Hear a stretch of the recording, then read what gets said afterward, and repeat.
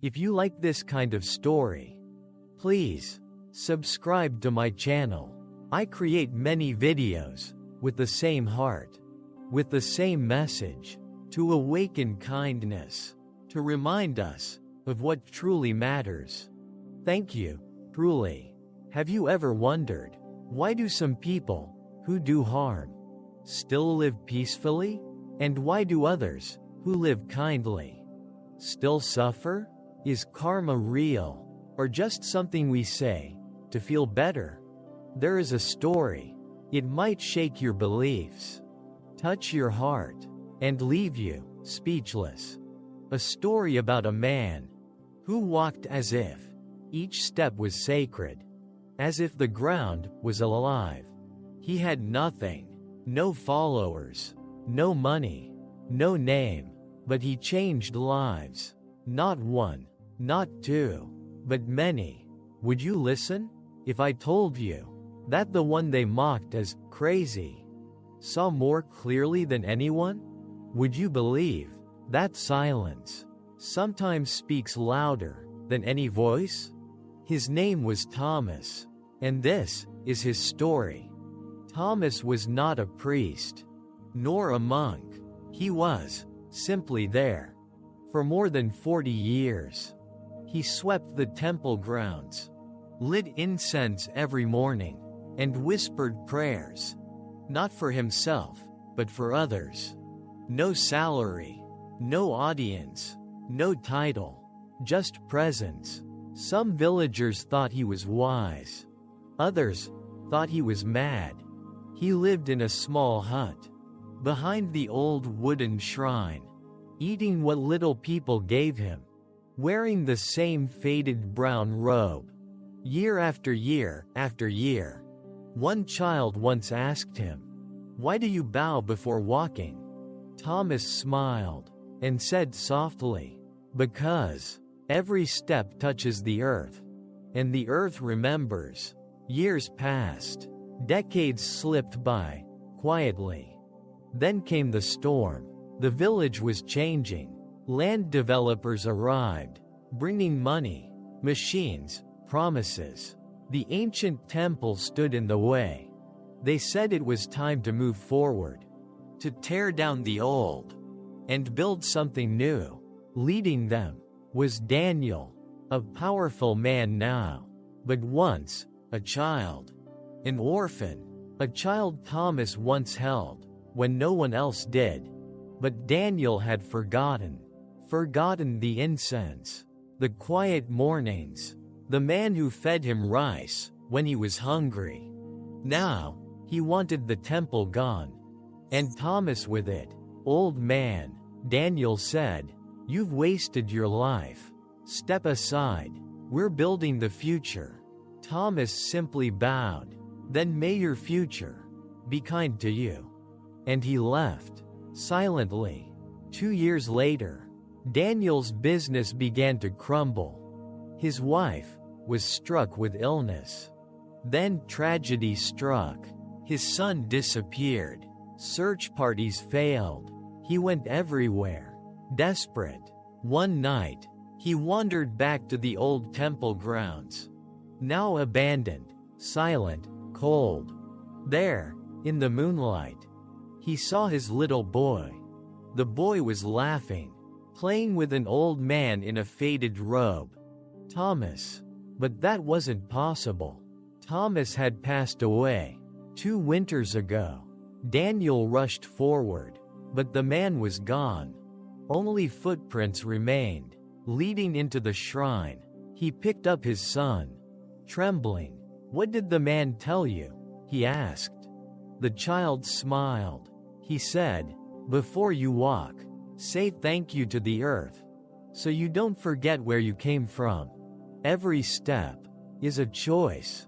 Every choice is a cause. And every cause leads to a result. This is karma. It doesn't rush. It doesn't forget. It simply waits." The story of Thomas is not just about kindness. It is about presence, about awareness, about respect. Respect for the earth, respect for life, respect for the unseen forces that connect all things.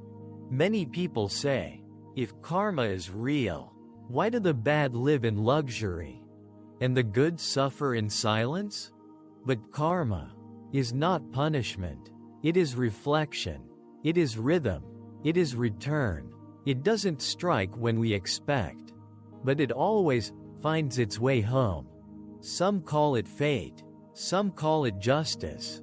But in Buddhism, we call it law, the law of cause and effect. Just because someone seems happy today doesn't mean they are safe tomorrow. Just because someone suffers now doesn't mean they are lost forever. Sometimes, pain is the very thing that clears away the fog. And sometimes, silence is the only voice that truth trusts. Thomas walked like every step mattered. Because it did, he bowed to the earth.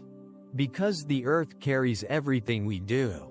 Our footprints, our mistakes, our prayers. What you leave behind is not money, not fame, but how you made others feel. How you honored your walk. Do you rush through life without noticing the ground beneath you? Do you speak words without feeling their weight? Do you act without knowing who it might hurt? This life is sacred, not because it's perfect, but because it's fragile, like a candle, burning quietly, only for a short time. If you understood this deeply, would you live differently? Dear listener, if this story touched something inside you, then it means you're still alive, still human, still able to feel. And that is a gift. You see, most people live, but they don't awaken. They move fast. They chase things. They forget. They forget that this breath is not promised, that this day will not come again. Thomas never preached. He never told others how to live. He simply walked gently. He bowed to life, and in doing so, he reminded others to slow down, to respect this moment.